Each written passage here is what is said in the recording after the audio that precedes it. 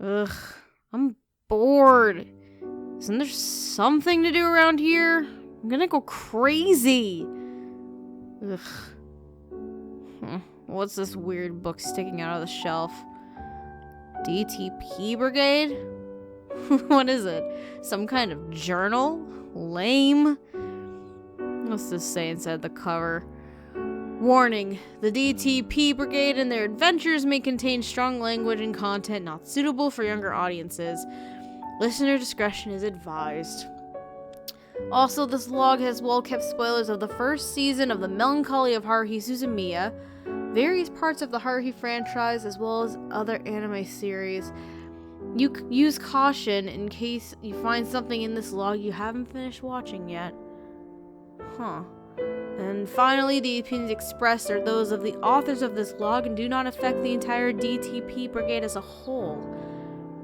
This thing may not be so lame after all. May even cure my boredom. Alright, DTP Brigade, let's learn all your little secrets. Let's see. I bet this was written by a time traveler. No, wait. Maybe they wrote it about encountering espers. No. Got it. I got it. They got abducted by aliens, and they got their minds probed or something, and maybe there was some other weird experiments, and then they had to be... Okay, here it is. There's this girl who thinks she's a god, and she tries to get all this other weird shit to happen in her life, because she's also...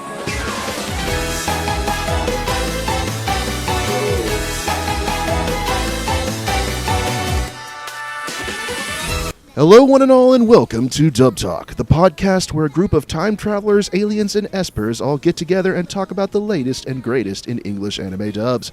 I am your host for tonight, the one and only master of manliness and world-renowned esper, SpacemanHardy, and tonight I am joined by my usual partners in crime, the OGs, consisting of human interface Megan and time traveler Stephanie.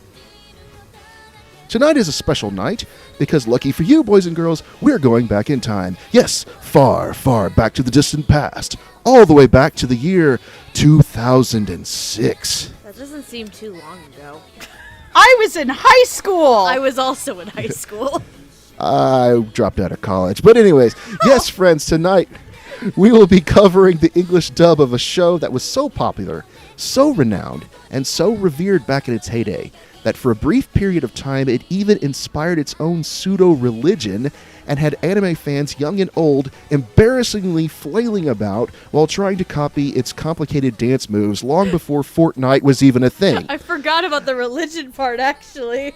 God damn it, I forgot. Haruhiism was a thing. I forgot! I am, of course, referring to the one and only cultural phenomenon that is the Melancholy of Haruhi Suzumiya. I would like to say that my anime religion of choice is I am a follower of the Church of Madoka.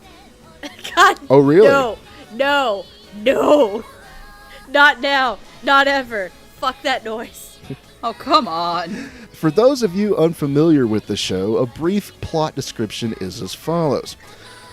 On the first day of high school, a beautiful girl named Haruhi Suzumiya introduces herself as having no interest in ordinary humans. She asks for any aliens, time travelers, sliders, or espers to join her. Watching her strange behavior is Kyon, who sits in front of Haruhi and is the only person who actually talks to her. When Kyon comments about how Haruhi joins every club in school only to quit immediately afterward, he unwittingly gives Haruhi the idea to start her own after-school club. Thereafter, Kyon and several others find themselves dragged, quite literally, into the spreading excitement all over the world with Haruhi Suzumiya Brigade, or the SOS Brigade for short. So a few things to note before we begin. As this is a classics episode, we will not be making predictions, as this dub predates our podcast by a solid 8 years or so. By a lot. A lot, yeah. Secondly, in this particular episode, we will only be reviewing what is considered to be Season 1 of the show, meaning we will not be covering the 2009 renewal or Season 2 of The Melancholy of Haruhi Suzumiya, the TV spin-off The Melancholy of Haruhi-chan Suzumiya, the movie sequel The Disappearance of Haruhi Suzumiya, or the alternate universe spin-off The Disappearance of Nagato Yuki-chan. Say that 5 times fast. However... I'm not going to try it. Yeah.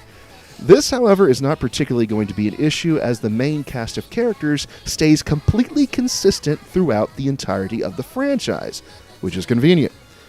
With that in mind, let's start things off, as always, with our ADR director and our scriptwriter. Can I just say real quick, though, not gonna lie, when I watched this, when I was about to watch this show for this episode, I got so confused as to what order I'm supposed to watch this fucking show. I'm not gonna lie, the Funimation re-release of this show makes it a nightmare to watch. I was like, how does this work? I don't understand. And I think I asked like 20 times for clarification between the three of us. There are 3 official ways to watch the show. There's broadcast order, which is all over the place. And then there's the DVD release cast order, which is basically in chronological order, except the episode 00 is first. And then there's the 2009 rebroadcast order, which is also in chronological order, and it is just episode 1 through episode 28 straight through. And that's the way that Funimation has it laid out. I think we So there's certain episodes you have to go back and skip. I think essentially we followed the DVD release order minus 00 being the first one rather than later on. What we did, the original Bandai DVD release had 00 on the first disc as the first episode, and then it went chronologically from there. Okay, interesting. So, Speaking of that, I'm the only one of us apparently who still owns parts of that. Thank you, 15-year-old me. I rented it from the comic book store like 11 years ago when it was being originally released on Bandai DVDs. I remember being a filthy pirate and watching the show, but this is me in high school. This is me in high school, not knowing better, of course. Right. And things have different. But anyways, let's go on to our ADR director and scriptwriter, and things are going to be very simple because we have 2 directors, a main director and a co-director, and our main director is Eric P. Sherman, and our co-director is Alex Von David. And it's convenient because both of these also did the ADR script. For Eric Sherman, he's directed other shows such as Chobits, Gungrave, and Samurai Champloo, and he has written shows such as Rurouni Kenshin, Last Exile, and Magic Knight Ray Earth Season 2. Alex Von David has both directed and written such shows such as, most recently, such as Blue Exorcist, Kill la Kill, Madoka Magica, and also a little show you may have heard of called Sword Art Online. Although we don't judge him for that. Don't you dare bring this evil into my house. What is interesting is that this is actually the first time we've ever spoken about Eric Sherman on this show. Yeah. We have never brought him up. He's mainly thought of as a producer because he owns Bang Zoom. It is his company. Okay, that makes sense. So while he's still getting credits, he's not actually doing any active directing or writing. So it's interesting being able to talk to him because he's mainly known not really for his directing and writing, but for a few comments he made a few years back about some rival companies that didn't sit very well. So with that in mind, let's talk about this the direction and script for this show. Megan, would you like to start? Sure. I can't really compare the Japanese to the English for this because, God almighty, 2006, I was just starting high school, but I was, like, fucking obsessed with this show.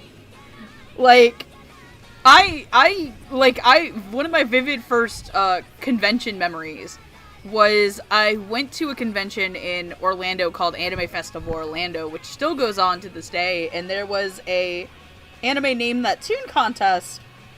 And if you've ever seen Haruhi Suzumiya before, you know the opening, if you've ever listened to the opening, it starts off with this very distinctive, like, shooting star twinkle. Mm-hmm. I had listened to the full version of that song so much that if you just played that 1 second, I would know what song it was. And that's even before the bell comes in? Yup. I'm glad that wasn't in the Guess the Anime challenge. I literally scared a group of grown men. Because I was this little tiny fat 15-year-old girl. I was like, ha ha ha, bitch. But no, I think the writing and the directing on this holds up surprisingly well for an almost like 10 to 12-year-old dub. 11-year-old dub. Which is really hard to say because the core cast of the SOS Brigade is such a strong core cast of actors that it's almost impossible to ask who would do it better than X as X character. And the writing on the show, I think, also plays with it being fast and loose.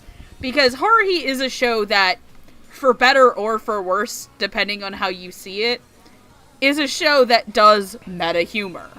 It is a show that points out very openly, this is a trope that is done to moe girls. It throws those terms around. So I think keeping the spirit of that, but allowing your actors to be a little bit more loose with some of the jokes. For example, there's one very infamous one by Kyon where I think he sees Mikuru's boobs. And he makes a certain McDonald's reference. And he's just like, supersize me. I was going to bring that up, actually. And the delivery of it is fantastic, by the way, because it's just like, oh, supersize me. And then there's, we mentioned episode 00, which is hysterical because the actor who plays Kyon gets to do the wonderful thing of acting without lip flaps for an entire episode. And the writing on that is still really funny. And I was surprised how much this held up, the writing of the dub at least, which I'm not gonna lie and say that this is my favorite show in the world, but I thought it wasn't going to hold up as well as it could, because I've just heard from a lot of people who sit and rewatch Haruhi from when they're in high school to when they're an adult, they realize they do not like this show. Let's be clear, Haruhi is an awful, awful person. Mm-hmm. They're all awful people. There's a lot of stuff that makes me uncomfortable. We'll get to Mikuru in a bit. But I won't lie that this show also has some really cool set pieces, like for an early Kyoto animation show. And by early, I mean like before they literally started making 10,000 Kyon clones, before personally they pulled their head out of their ass and made stuff like Free and Beyond the Boundary and got me back on their good side. But I think Alex and Mr. Sherman did a really great job with this, and I was just really surprised how well this held up over the years. Yeah, that's really good. Stephanie, what did you have to think? So, do you remember my big writing pet peeve that I always talk about? Constantly? Like get bent slang. Yeah, the slang in terms that could potentially date the script. And I'm glad you brought up the supersize me bit. Cause come on, no offense, that was still really funny. No offense, that was hilarious. Like it's hysterical in and out of context. See, my thing is because of course, we of this generation are aware of the reference supersize me and actually but that's what it is. But I mean, to be fair, I think McDonald's still uses that phrase. I mean, I don't hear it that much from them, you know what I mean? But I think it got kind of like once if you've ever seen the movie Super Size Me, yeah. I think like once that came out, they kind of started getting rid of it. Yeah, that's the other thing, you know what I mean? And so we may understand the reference, but what if there's someone younger who watches this show and they don't understand the reference? So, like, I can appreciate the looseness kept in the script, and in all honesty, to me, I think it actually still holds up fairly well. There are moments where at least to me, it seems like the direction might be a little off in terms of scenes or context. And then the script, like I was saying, in those kinds of cases where it's like me being iffy about it. I think Haruhi had the pronunciation for moe as moa. Oh yeah, like it. Yeah, like that was weird to me in the first episode, but then again, it's also been 11 years and we actually have a more accurate pronunciation of moe, so I can't really put too much blame on the show for that, but it was still very jarring, all things considered. But I will agree with Megan that I also think that you honestly can't replace the cast at all. Like, this is a great, fun cast. There are moments where some of the performances can borderline obnoxious, but even then, it's like I can't really see this being done any other way. Especially with Kyon. Kyon, the snarky motherfucker. Well, we'll get to him. He's a great character, and I love him so much. Also, Kyon and Koizumi, my OTP. Just throwing it out. We'll get to that story. Have you seen the AMV for the Avril Lavigne AMV of Kyon and Koizumi? No, I haven't. Oh, we'll have to show it to you. Yes. It's hilarious. We'll show it I was later. gonna say, if you want a really good AMV with Haruhi in it, I ship it. Oh yeah. Like, that's besides Skittles, I ship it's like the thing I associate with Haruhi the most. Oh my Right. god. But anyway, I think that in general, the dub still holds up pretty well today.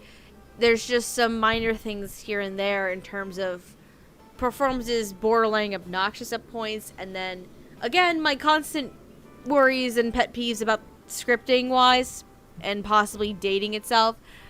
So those are really the only like little small things that worry me and trouble me, but overall I honestly think that still holds up pretty well today.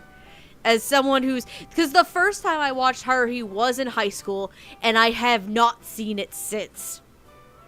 It's been a long time since I've seen it, and I think I watched it originally, it might have been 2007, 2008 when I watched it. So for me, it was at least 10 years ago since I've seen the show.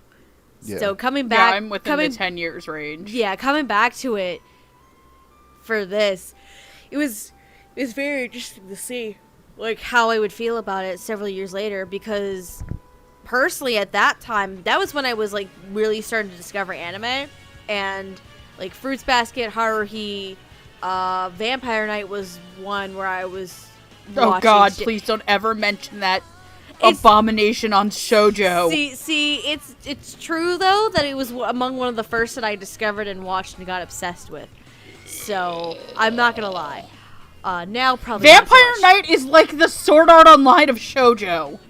It really is.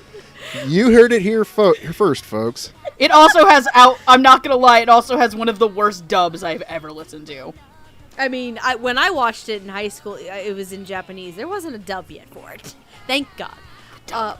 The dub of Vampire Knight is fucking awful. I'm sorry. Oh no, I've heard some of it. It's not fun. But yeah, I think in general, at least for Haruhi, it still holds up pretty well today. It's just if you were to get newer, younger viewers like to watch it, I'm personally just curious to know how they would feel about it, considering like we as like older 20 to 30 somethings, we've seen this show before, we know about it, we know some of the jokes, and I'm just curious to know what someone younger than that would see and get out of a show like this, you know what I mean? Man, this anime is ripping off anime gotteries, is what I would hear. Probably. No, what I really would impress me is that I'm able to pick up more jokes now that it's 11 years later. Yeah. And I've had more exposure to some of the shows that they reference. Like, how many of us were ever back 10 years ago going to get the Yamato Galactic Heroes joke? No. Exactly. No, and what's or funny the Ace is Attorney joke. What's funny is I pointed both of those out. It was the greatest thing ever. Oh no, I got the Yamato joke myself, thank you. Yeah, No, but and I sent pictures though. The Ace Attorney one for sure though. That was me. I did not pick up the Ace Attorney one at first, because when I watched picked it up 11 years immediately. I was like, oh, that's an Ace Attorney joke. I'm like, oh my god. It was like Haruhi was Phoenix and then Koizumi was Edgeworth. I'm like, oh shit. This is their best. movements were like exact one for It was one. great. Yeah, like some of the jokes like we wouldn't know like when we originally watched it years ago. We do get that now, which is great. And so, yeah, I think that speaks to the staying power of the dub and how strong it is. Watching it today, I think the cast and the direction and the acting really holds up really well. I personally wasn't bothered by any of the slang, even though it is 11 years old. I think it's still relevant today. Maybe not so much in another 11 years from now, but yeah, I think as a show, it still has a lot of problems that we may not have picked up on our first viewing that we notice now. But yeah, I think it still holds up really well. The dub more so than the show itself, I would say. The dub, yes. The show, maybe not so much. Yeah, you're right. The issue I had with the dub is that they were inconsistent with pronunciation of certain characters' name. Mainly the way that Haruhi keeps going back and forth pronouncing Mikuru.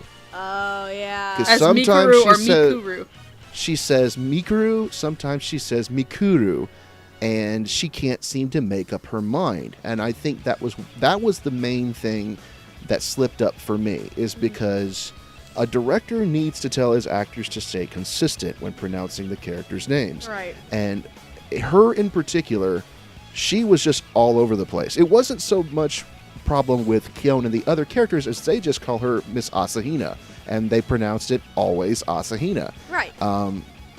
But when it comes to Haruhi and Mikuru, they're all over the place. Sometimes they say Mikuru, sometimes they say Mikuru, and it's like, one thing that's important of a dub is that you stay consistent with that sort of thing. And that is one of the main drawbacks I saw with it. Other than that, because everyone else's first names are pretty easy to pronounce, pretty straightforward. Other than that was really the only main issue I had, other than a few of the performances being grating at times. But we'll get to that when it comes down to the individual characters. So yeah, I'd have to say, one thing I want to bring out is Eric Sherman himself never directed so many dubs. Alex Von David directed several, and after the sequel seasons of this show came out, he proceeded to direct everything else that was Haruhi related. Oh yeah, because he co-directed Nagato Yuki-chan, right? He co-directed Nagato alongside Chris Sabat and Todd Haberkorn. Right. And all the Bandai stuff he did himself. He directed it and wrote it, everything. So I have to question just how much of this particular dub for this season 1, how much of it was Alex and how much of it was Eric. Because Eric was the head director and Alex was the co-director in this particular scene.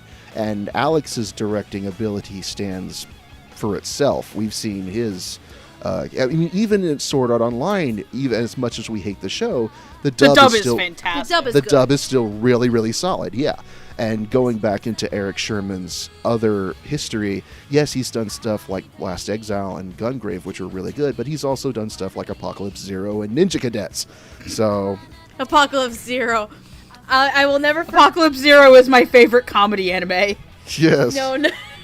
No, I remember, because here's the fun story, kids. So, New Year's Eve, I think it was a couple years ago now, it was the three of us, and I think Noah, right?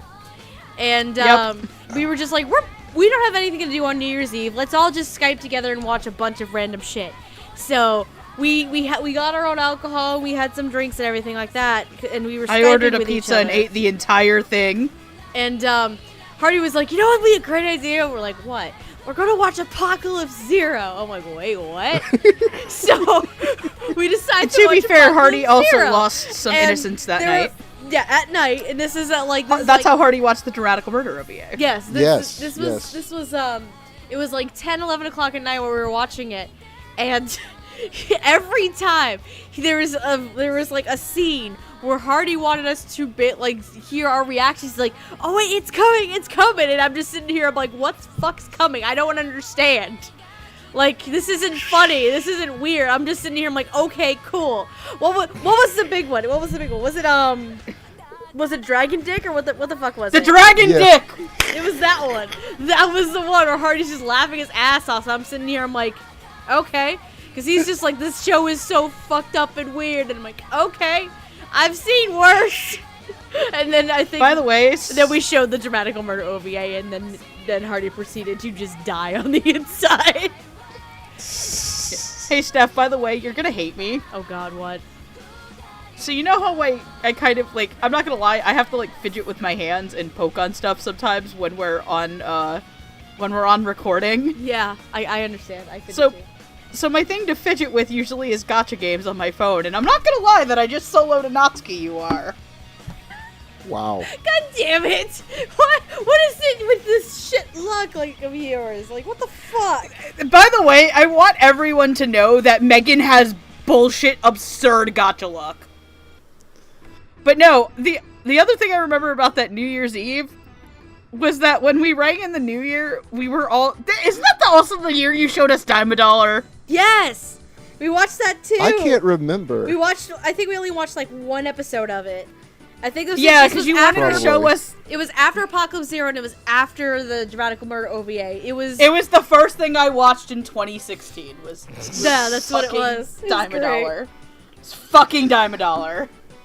But anyways, getting back on topic, yeah, I think other than those, I think it's solid direction, I think it's solid writing, and other than a few hiccups, I think it's stood the test of time for the past 11 years. So, moving on, we are going to go to our first set of characters. They are 3 students who go to the same school as our main cast. We have Ryoko Asakura, we have Kunikita, and we have Taniguchi.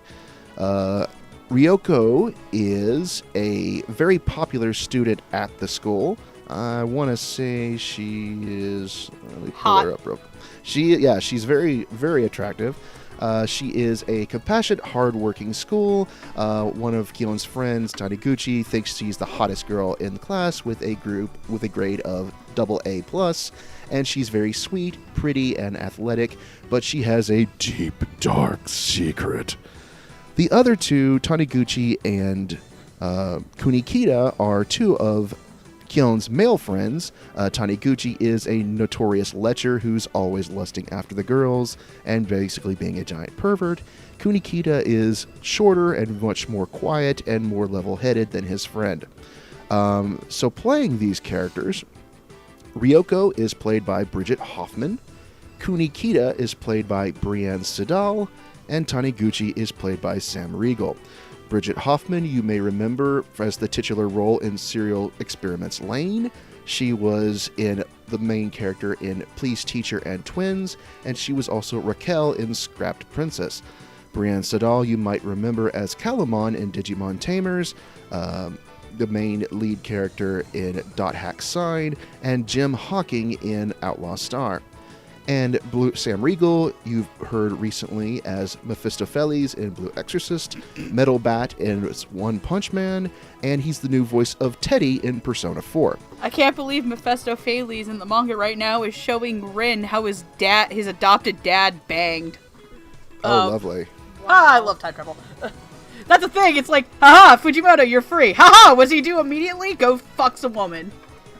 So I'm going to talk about Brienne and Sam first as Kunikita and Horny Boy.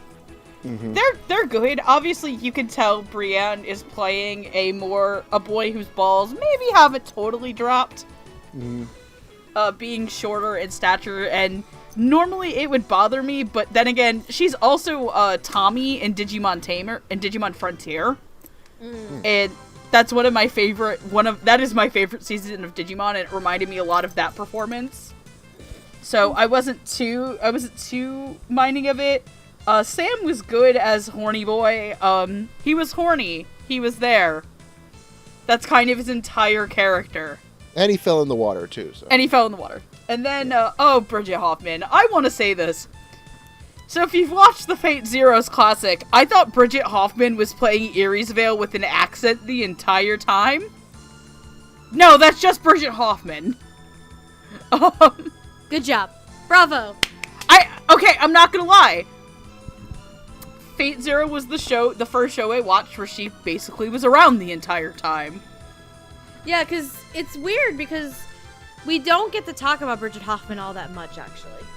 We don't get to talk about a lot of people in this show a lot. Bridget Hoffman you don't really see pop up too much compared to some of the other characters here. You also, unfortunately, don't see Miranda Sedal pop up way too much because of reasons that I don't want to say. But I really liked all of them, and especially Bridget Hoffman as the girl with the secret, and I'm going to make a very bad joke when we get to another character about this. Oh, Lord. If I make the joke now, I'm spoiling who plays that character, that's why. Ah, I see. So, I really liked her, and I really liked how she never dropped, because she... Okay, there's a spoiler warning. Because she's also an alien like Nagato. Yes. How she never drops her cheery persona even though she's trying to fucking murder Kyon. It's just the most natural And thing I'm in the not gonna world lie, for her. when I It's watched great. that whole... when I watched that sequence, I was like, damn, this holds up so well for a 12-year-old show. I was like, oh my god, I love this part. This is so cool, and I really loved all of her performance. And then when Nagato kind of pulls the checkmate on her, and she's Yes. like, oh, well, I've been defeated. Oh well. Oh, well, bye. Bye. I'll take you down with me. Nagato's like, fuck you, bitch, no. Nagato doesn't... We'll get to Nagato, but yeah, I really liked all of them, and especially Bridget Hoffman. I don't really have a lot to say about Brienne and Sam, because they're just kind of there. Though, to give credit, they both have very distinctive voices that kind of help give personality and life to these two otherwise very minor characters. Especially Sam Riegel, because it's weird. I think Sam Riegel, very early on for me, was one of those voices that I can recognize. I can't remember what the other... I watched Haruhi, and then I don't remember what I had watched not too long after that. But I was just like... Was it Lucky Wait. Star? Because wasn't he the guy in the Lucky Channel? Yes, he was. I have never seen Lucky Star. He was Minoru Never seen Shiraishi, who the actual actor Minoru Shiraishi is in the live action end credits for Lucky Star in the second half. I've never seen Lucky Star. Like, I'm just taking random peek. Yeah.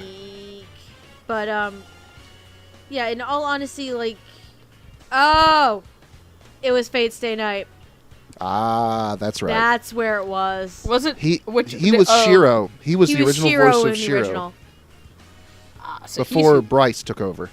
That's where it was. Because I remember I watched Fate Stay Night. So he was the original Early when on. people die when they are killed. Yep. Yes.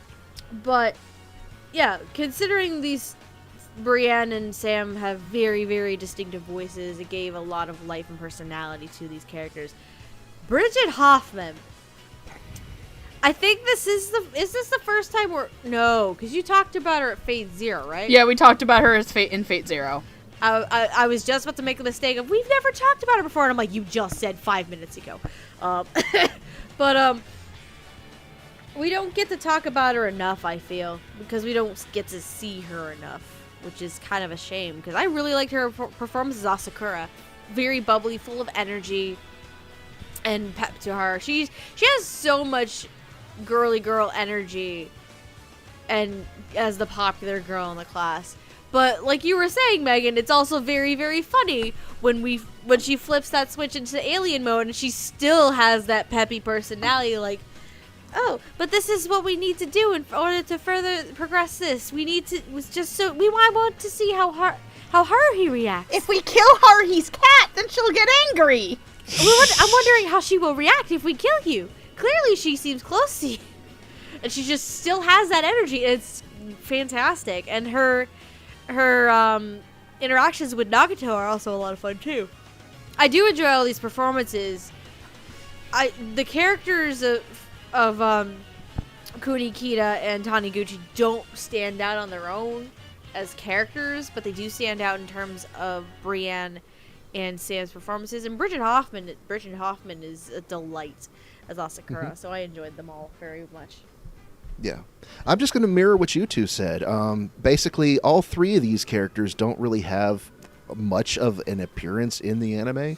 Kunikita and Taniguchi sort of worked as the comic foil compared to Kyon. But they do their jobs and they do them well. And Bridget Hoffman has always had that really breathy, like, flighty voice that can be grating at times if she's not cast as the proper character, but I think this time she really, really did a great job. She brings this sort of otherworldliness to Asakura that really works well. Moving on from these three, we're going to move to another pair of characters, and we're probably not going to stay too long on them. They are linked together over, well, we have Surya, who is one of Mikuru's best friends and classmates. And we also have Kyon's little sister, who has no official name, as Kyon himself doesn't really have an official name. It's just a nickname. And these two really have only one thing in common, because they are voiced by the same actress. And that actress is Kari Walgren, who you may have heard of in such shows as Haruhara Haruko and Fulikuli. She's Celty Sturluson in Durarara, and she is the new voice of Saber in Fate Zero and Fate Stay Night Unlimited Blade Works. I was literally about to like, this is the first time we talk about Kari Walgren, and I'm like, wait a minute, I was on that episode. Yeah. About to say, she almost had a derp like I did with Bridget Hoffman for a second. Derp. Okay. Derp, derp, derp.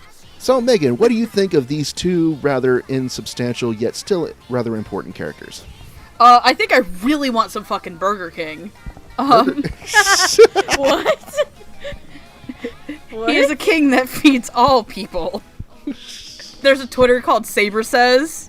Oh, yeah. Okay, I And remember now. Like, wait, one time Kari Walgren went to a Burger King, put on a crown, and did the Saber voice reading he is a king who feeds all, and it's like Shakespearean. It's the fucking best. Saber Says is such a fun account. So is misquoted fate stuff. Which my favorite one, Gilgamesh. So are you a top or a bottom, Gilgamesh? I'm an experience. Kotomine, just shut up and say bottom. Oh my god, that's great. It's like my favorite one. I just love Gilgamesh. I am an experience. The man with the world's most irritated asshole. No, it is so weird that she has two characters in the same show that interact in the same scene, but they sound nothing alike. It's very interesting. It's very jarring, because Kyon's little sister is she is every white bread little girl you've ever thought of, except for that one time where she just sticks herself in his suitcase. And that created a meme, by the way, Yeah. Sir, we caught Oh my you smuggling yo lolies across the state line. Oh my god. No, the worst one I've ever seen is it unzips and she does the wink, and then it cuts to Quagmire from Family Guy and goes, Jackpot! Jackpot. Oh. God damn it. That is the worst one that I've seen. That is what I remember that character for, unfortunately. But no, she's an adorable little girl, and she's cute, and she's charming. And then there's the Surya? Yes, Surya. Who I think it is. I think Kyon says it right. That girl has a screw loose, but she's very nice. Yes. It's very fucking true. It's just like she just keeps showing up because Mikuru asks her, and you always think like, is she an alien? Is she an esper? Is she a time traveler? No, she's just weird. She's just a weirdo.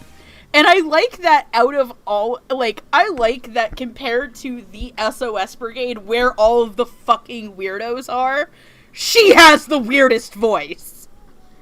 Like, she has true, this actually.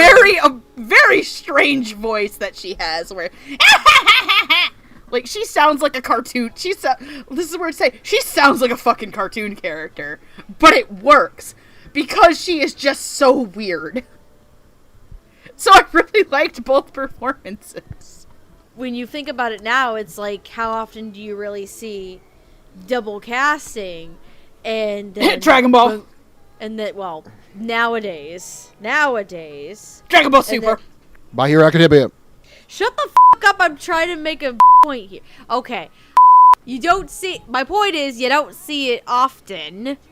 But I would imagine back in the day, I'm trying to make a fucking point here. Back in the day, I'd imagine that it was something that happened more frequently than others. So, props to Kari. The fact that she made a little sister character and a very weird nutcase high school girl very different and distinctive. Like, bravo. Because both characters have a lot of energy to them. Two different kinds of energy, though. And she's able to portray that very, very well, and I just love it. I love Kari Walker. She's actually one of my favorite voice actresses, and I don't hear that often anymore nowadays, and it's very depressing, because she does just regular cartoons mostly now. Yeah, she does a lot more union stuff today. Yeah, she does a lot more union stuff, but, yeah, it's a lot of fun. As the sister, it's cute and adorable. As Tsuruya, holy sweet baby Jesus, who gave this child caffeine and sugar? That's really what it comes down to. Is Tsuruya is like hyped up on something, and it's like, where can I have some right now? Because I'm very, very tired, and I actually need some energy right now. She's high on life. She's high on life. And a nice, healthy dose of PCP. God. I would... Wow. I do cocaine! Yes, I do cocaine! Hey, Kyon, I do cocaine! God damn it. That's great. I'll grab Mikuru, we can go beyond the gym!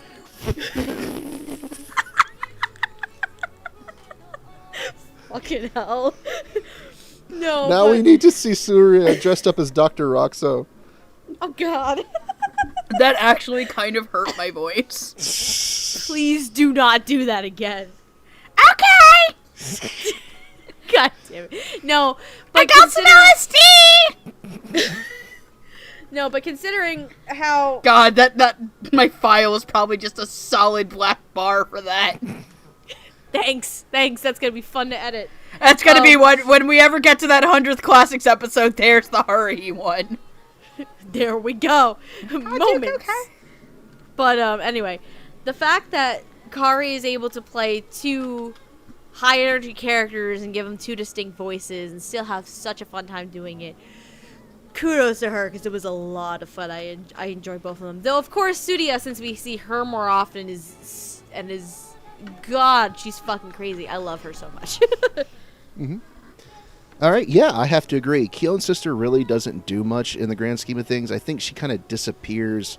Well, you guys didn't watch Endless 8, so you didn't know, but No. she didn't really do much during that either. I think she kind of disappears after, like, the island episode. We sent her to a farm up north. Oh my God, no. And so afterward, yeah, she sounds really cute and adorable, and she does her purpose for when she's there. Tsuruya defies all explanation. I'm kind of surprised she's not an alien, because good lord, what is wrong with this girl? A lot of things. She's high on life at a healthy dose of PCP. And cocaine! And cocaine! Yeah, but I do cocaine! Hey! what struck me as odd, especially about Tsuruya, is that she's just prone to random bursts of laughter for no reason whatsoever. I mean, if you were friends with Mikuru, wouldn't you? Yeah, true. And so she's just, it's really unique, and at times it can be a little bit grating, but not to the point to where it's just outright annoying. And it's so, not like Asta's Japanese voice. Yeah. No, it's not, actually. Yeah, so... God, it's almost been 1 year since we learned about that fucking thing, and I miss those memes. And it's going to be a whole nother year because this show's still going. No, it's not. Didn't you know that's just a conspiracy by anime Twitter? Shh, God, they don't have to know that. But anyways, yeah, I think Kari did a really good job, despite neither of these characters really doing a whole lot in the grand scheme of things. I think, believe it or not, Tsuruya actually gets her own spin-off in the Chibi episode. Like, there's an entire series dedicated to her. Really? Yeah. I didn't know. She's like disgustingly popular or something. Mm-hmm. It's the tooth, probably. It's got to be the tooth. The little fang tooth. Yeah. I'm not gonna lie that because we mentioned being grating, and I had to pull up the Asta video. Oh no, Oh we're my not God, playing you that did. here. Jesus Christ. I'm not. It's on my headphones. You guys can't hear it. All right. Okay, good. But anyways, yeah. Kudos to Kari for making this work. Anyways, let's move on to our first main character. We're going to do this sort of in a reverse, to the time they joined the SOS Brigade. So we are going to start with Itsuki Koizumi. He was the last to join. Half of my OTPs here now. Oh boy. Oh yeah. He was the last to officially join the brigade. Technically, he is a exchange student who shows up at a odd time, and so Haruhi. The mysterious transfer student that Haruhi Mysterious obsessed transfer. over. Yeah. When in reality, he is actually an esper who gained his powers suddenly 3 years ago. And he is able to enter what is called a closed space and fight giant monsters whenever Haruhi gets unhappy. Because reasons we'll explain later. He is very Shut the fuck up, it's cool. Yeah. Shut the fuck up and go with it. Very carefree and smiling, and he gets on Kyo's nerves something fierce. Playing... Which of course means they fucking... Anyway. Oh, they fucking... Okay. Anyways, playing Itsuki Koizumi is one Johnny Young Bosch. You have heard him in such shows as Vash the Stampede in Trigun. He is Izaya Orihara in Durarara. And oh god. The other motherfucker. Yeah, and Lelouch Lamperouge in Code Geass. I'm at soup. Sorry, whenever I hear of Lelouch, that's the only thing I will think of in my mind. Oh, god damn it. So Megan, what did you think of Mr. JYB's performance? So I'd like to call Itsuki Proto Makoto. Proto Makoto, okay. Because it rhymes, I like it. This voice is very, very similar to one Makoto Tachibana from Free. It is that same lighter, laid back, more soft boy tone as opposed to, Uryu from Fate Zero who chops up children.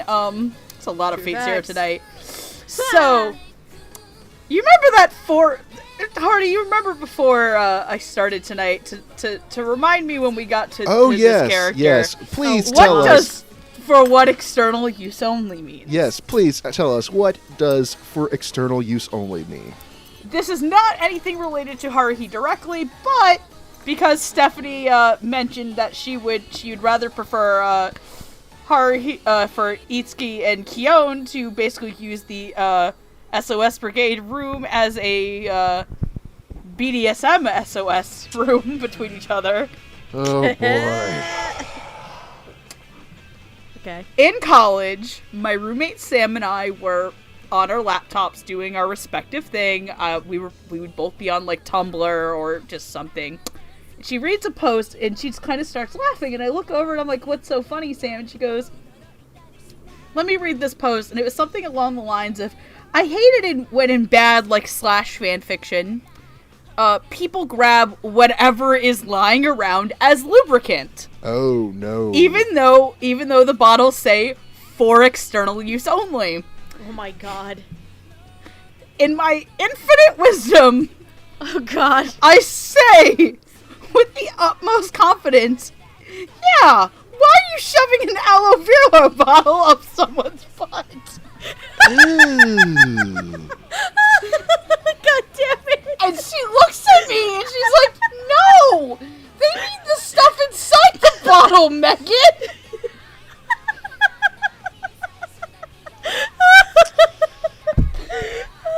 I am gonna go. I'm not hosting no more. I'm gonna go to bed. I'm going to bed. In my defense, I thought... Oh my god. In my defense, people have used weirder shit for dildos. Back on track. Good night, everybody. Oh good night, everybody. Good night, everybody, and remember, I do cocaine! Not really, I don't want to be arrested by the feds. Oh my god. Oh god, I hurt right Scarf. now. It hurts. So, God damn it. Apparently that is the second dumbest thing I ever said in front of my college roommate, Sam. The first one is I looked at a duck while it was in a tree and said, "Duck, get down from there. You are not a bird." Good job. Okay. There was a meme of a giraffe in a tree. It said, "Giraffe, get down from there. You are not a bird." And I tried to repeat it, but unfortunately I yelled it at a bird. I was in college. Remember, kids, I have a degree. I have a degree in humanities. But no, and one of the things I really like about him is there are multiple ways to pull off sarcasm. There's the Kyon way, where you're very blunt and you're very direct and very dry about it. And then there's the Itsuki method, which is to be very, very fox-like. Which is, well, you know. And that's why Itsuki is essentially if Makoto Tachibana was dripped in gremlin juice. Okay, that's one way to describe it. Okay. I mean, because it is a very similar performance. It is a very similar cadence. They even kind of look alike. Kinda. If like you stuffed Itsuki's body like it was a sausage casing, and let him wash your clothes on his stomach. But to me, it's a very similar performance. It's a very similar cadence, and that's a thing I really like about Johnny Bosch. Johnny Bosch is really good at also doing like hot-headed characters. This is around the time where I'm guessing he's also going to start going into doing everyone's favorite laundry detergent in the show, everyone's favorite strawberry in the show about the laundry detergent that we purge from our brains. And it's just very calming and very soothing and very like, and he's always like, Mikuru is the hard person who's gonna be like, when Kyon asks things like, "Can you tell me about this thing?" And she's like, hee, that's classified. No, he's very much the more sneaky person about it. And that's something I really appreciate. And his voice and his cadence and his, the way he goes about things very much bounces off of Kyon's person very, very well. And it's a great performance. And again, I really like it because it reminds me of another character, which is probably one of my favorite Johnny Bosch characters of all time. Okay. Stephanie, what did you have to say? Where are my notes? I use them to roll blunts. How many times have I told you not to do that? I need those notes. God. Yeah. Bong on a blinch? Smoke on a pancake? God. Shabadaru? Shabadabu. Aside from Koizumi and Kyon being my OTP, because fucking reasons, I think for me, one of my favorite performances is definitely Johnny as Koizumi for a couple of different reasons. Because considering the balance of the characters and the interactions that we have, one, he's one of two male characters in the SOS Brigade. And two, because of the personalities of the other characters, his personality is very matter-of-fact, almost to a kind of not creepy, but like a are you sure you're okay? Like almost too happy-go-lucky, where it's like, you're too perfect. Yes, there it is. He's up to something. Yes, that's what it is. But at the same time, I feel like, considering all that, he kind of helps break up the monotony of the show. When you consider the female cast, and there's like either very, very high spurts of energy when you talk about Haruhi or Mikuru, or very, very low energy when you talk about Nagato. And then you also have Kyon, who kind of has that energy but also has the snark factor. Koizumi is kind of the one in the middle of all of them. And with that happy-go-lucky, like, kind of mischievous personality of his, I think it just breaks up the monotony very, very well, and it gives a fun little balance to the five main characters. And I'm not gonna lie, some of my favorite interactions are between, like, moments of dialogue and back and forth are between Koizumi and Kyon. Because the snark is real. Like, they just go at each other all day long with like battle of wits and snark. It's the funniest shit in the world. That's probably some of my favorite back and forth is between those two male characters, because they are very quick-witted and very snappy with the dialogue, and Johnny, as one half of this duo, plays that very, very well. And it's one of the few performances that I actually think, in all honesty, didn't age at all. Like, there's no issues with it aging poorly, you know what I mean, for being a very, very old, for being an older dub. So, Koizumi is definitely one of my favorite characters, and Johnny is definitely one of my favorite performances of the show. Here's my thing about Johnny as an actor, is that I was actually very, very critical of his performance in Trigun. A lot of people go off and say that Trigun is one of the best dubs ever made, and that Johnny's performance was absolutely flawless, and I have to disagree with that. I think that there were definitely issues with that dub, mainly because of its age. But I still think Johnny is a fantastic actor, and I think he has a very large range. And what you find him usually as hot-headed, you have your hotheads like Ichigo, and then you have your sort of cool cucumber types where they're sort of sinister, like Izaya, or his performance in Heat Gaijai, where they're like a snake. And I think those are some of his best performances. Itsuki is somewhere in the middle. He has that laid-back persona to him where he's almost sinister, but there's no malice behind it. Like, you can tell he's up to something, but he's not necessarily evil or snake-like. And that's what I really, really noticed about it. Like, Itsuki knows more than he is letting on, and he's sort of playing Kyon and everyone else around it. So that's just a subtle thing that I noticed about it. And Johnny's really good about doing that, about, playing a character who you don't quite know what's going on in their head. And I wouldn't say that Itsuki is sinister or malicious in any way, but I kind of picked up a lot of similarities to his performances as Izaya or Lelouch even. Oh yeah, you can definitely tell. Yeah, like he was doing this and it was getting him ready for performances later on down the road like those. Mm-hmm. And so that's what I like to notice. It's a very good performance. It's a very Johnny Young Bosch performance. It's Johnny Young Bosch as Johnny Young Bosch doing his Johnny Young Bosch voice. Moving on, we are going to... Oh, God. Oh, boy. It's time, isn't it? It's time. Oh, yes. We are moving on to technically the fourth member of the SOS Brigade, Miss Mikuru Asahina.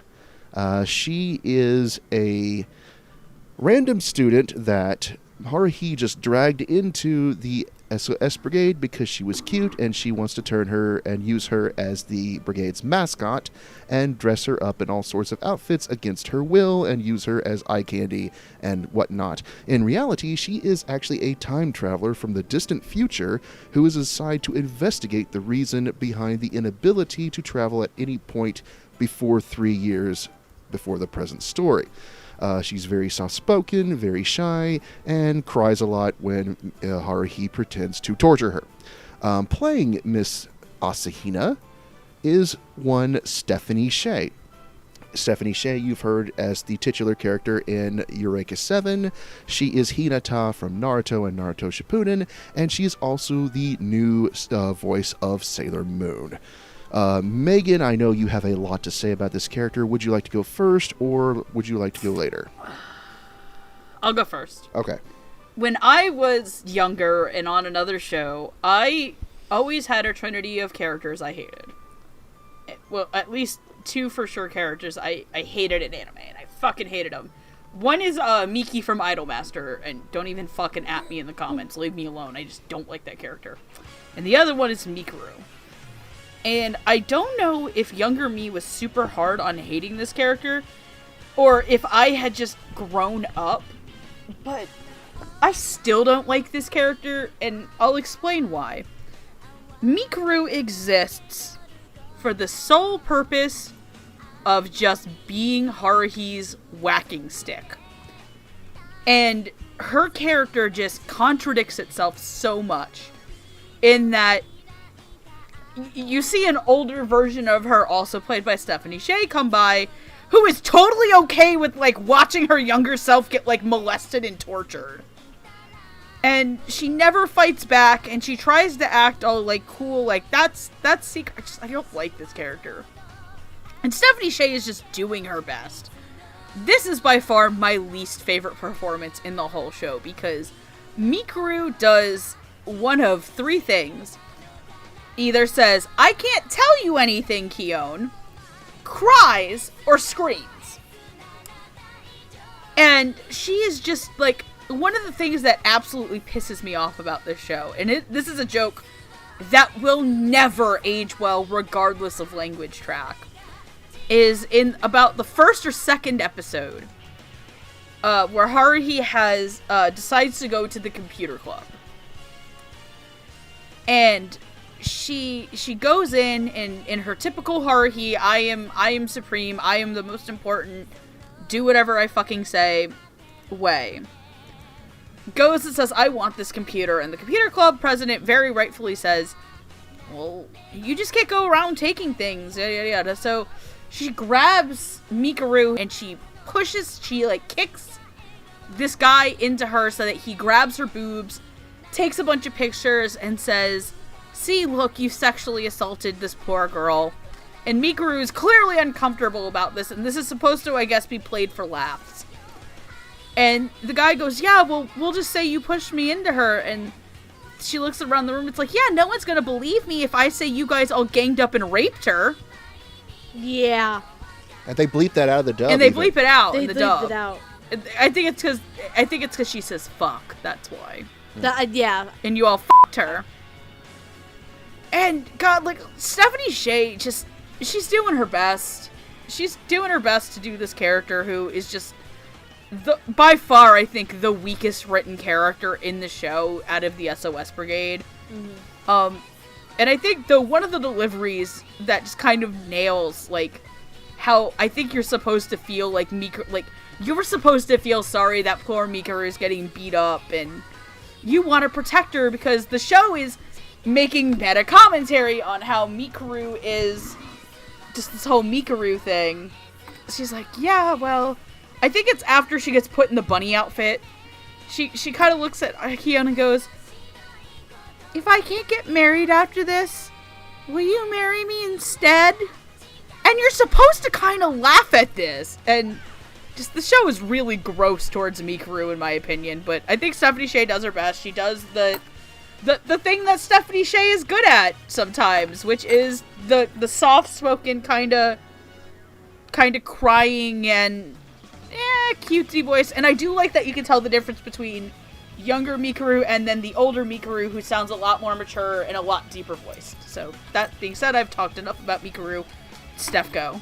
A lot of the stuff you said I have to agree with, because Mikuru as a character, not the most well-written character ever, and in fact is one of my least favorite characters as well in the show. But by God, does Stephanie at least make the character much more enjoyable than it should be.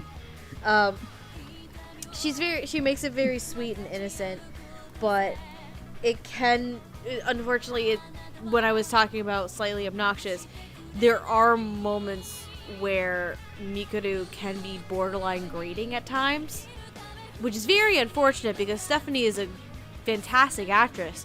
Though, to be fair, I mean, I don't know how early on in her career this was. So, I mean, it could have been a few shows in, it could have been the very first thing, I don't know. She had been around for a few years by this point. She had been, okay, at least a few years. Okay. So, that makes some sense then. But, in any case, it might just come down to the fault of the direction and the fault of the character itself and how it was written that made it at least a little bit grating. It's not a performance that has aged spectacularly to me, but it at least holds up enough to the point where Stephanie has a fun time with such a sweet and innocent character like Mikuru. And I'm also not the biggest fan of her being the whipping boy in the situation. That whole thing with the computer club It's was creepy. just like, it's very creepy. Haruhi treats her very, very poorly. Haruhi is an interesting enigma in and of herself, for many reasons. But yeah, in terms of the performance, a lot of it comes down to the character itself not being as well developed or well written, and it kind of makes the performance suffer on Stephanie's part, and it can be a bit grating at times to me. So in general, I think it's okay, but I have seen Stephanie do exceedingly much better work. Yeah, I have to agree. I can't blame Stephanie's performance for this as much as I can blame the character not being the best written. That having been said, I'm not as harsh on Mikuru as others are because it isn't her fault. I wish she would be a bit more... I wish she would stand up for herself more. I wish she'd be more assertive. The problem is, I think the character is afraid of her because of Haruhi's unnatural abilities. She's afraid to stand up for herself because she's afraid if she says the wrong thing or does the wrong thing to Haruhi will just erase all of existence, which is an actual problem. And that's the problem with a lot of the characters, is that they don't stand up to her. It's more the writer. It's the writers. It's the writing's fault. Yeah, it's the writing's fault. It's the writing. It's the original material's fault for doing this, and it's supposed to be funny. Yeah. But it probably is really funny to a lot of people. It's like, oh, look at this poor, haha, she's getting picked on by the demigod. I think in all fairness, it's one of those things where in terms of the story and how it's written, that part doesn't hold up as well today. And it might have been a lot more funny 12 years ago. We have to remember that. We're not as socially conscious as... We weren't as socially conscious as we are. There are probably some people who find this really funny now and are probably thinking I'm being like a huge stick in the mud girl. It's like, here's the thing. It's like, I as a girl, this stuff is uncomfortable. Like, if the way, like, it's a double standard thing. Because honestly... people probably laugh it off because it's a girl doing it to another girl. Because God forbid, if Haruhi was a guy doing it to a girl, Haruhi would be written off as one of, like, anime's most vile villain characters. Right. Right. It's all about, tonal placement and the time that it was made and comparing it to everything else that was available at the time. So, anyways, there are times regarding Stephanie Shea's performance that I do think it is a bit grating, especially when Mikuru cries. And Mikuru cries all the time. And God, the movie episode is kind of hard. Oh, yeah. Oh, you think that's bad? They make it purposefully annoying in the chibi shorts. Like, it is a noise that should not belong on the face of this earth. It could probably very well open car garages. So. Yeah, speaking of that, the movie episode 00, like, my thing is with that is I understand entirely this is like an amateur film project made in high school, but for the love of God, was it very, very grating. Mikuru can't act. As a character, she is a terrible actress. I think that they played it up for that reason. I understand the direction and the point, but unfortunately, especially in terms of Mikuru, it just came off so poorly to me. Yeah. Like, no, I understand that's the joke, but... Yeah.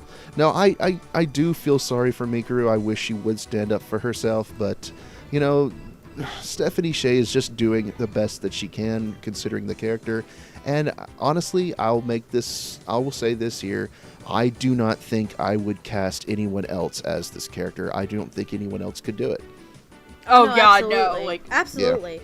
So. I mean, for as much gripe as we're probably giving Stephanie, like, there's honestly no one else who could pull this off. Right. And do it to the same level that it was done. So I appreciate the performance, all things considered. Also, I actually kind of like in the movie episode that the acting is kind of really shitty. Because it makes it a lot more believable. Right. Moving on to our third member of the SOS Brigade. No. She's a member of the literature club. What are you talking about? Right. She's only a member because she's a member of the literature club. Haruhi wanted the room, and she was just there to begin with. So, we have Miss Yuki Nagato. Yuki is a bibliophile who is the sole remaining member of the literature club after the rest of the members graduated and left her behind. She spends her days in the club room reading and staying to herself. She is very quiet, but she can speak at length when she needs to. In reality, Yuki is a humanoid interface that was created by the godlike figure called the Data Integration Thought Entity. In other words, she is an alien. Her responsibilities involve monitoring Haruhi and the investigation of an unexplained explosion of data 3 years ago. Picking up a pattern here? 3 years ago, Itsuki gets his esper powers. 3 years ago, Mikuru finds that nobody can travel back to a point beyond that. Can I make a really bad joke? Sure, go ahead. 3 points of light. 3 things. Kingdom Hearts. You will get that. There is one group of people who will specifically get that joke. Fucking hell. I don't even... Oh, I'm sorry. I am such a casual video game person. It's not a reference to the actual thing. It's a reference to something else making that joke. Oh, Lord. Anyways, playing Miss Yuki Nagato is the one and only Michelle Ruff.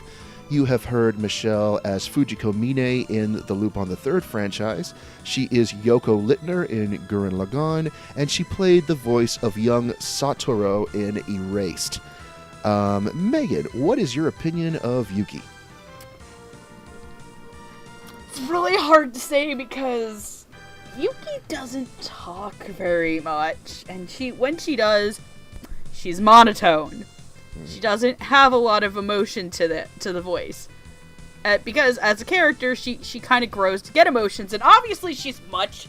This is the one thing that I kind of regret having never seen Disappearance before.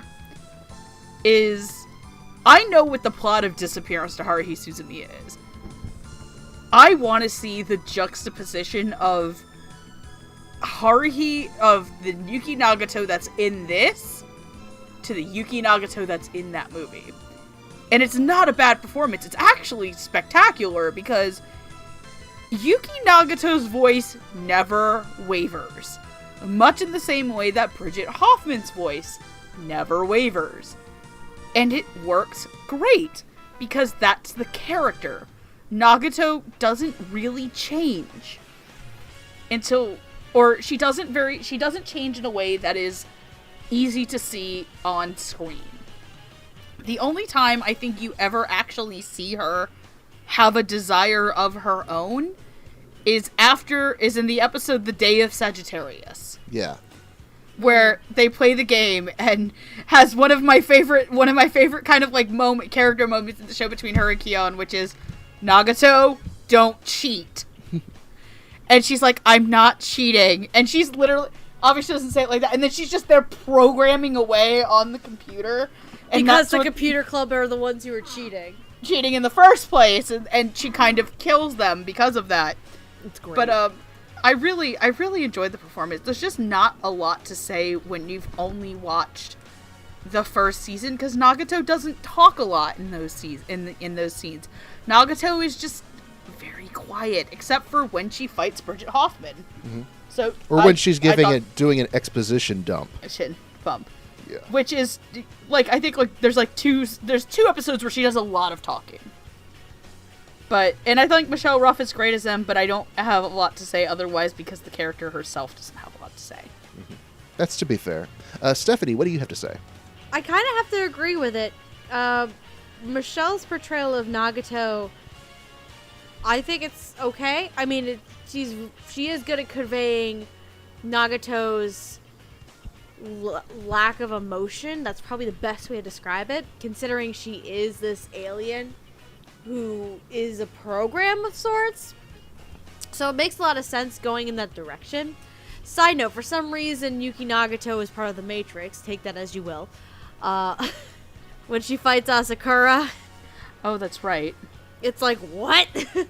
Fights Asakura. And when then does Lawrence Fishburne show up as their boss? No, and then what was it?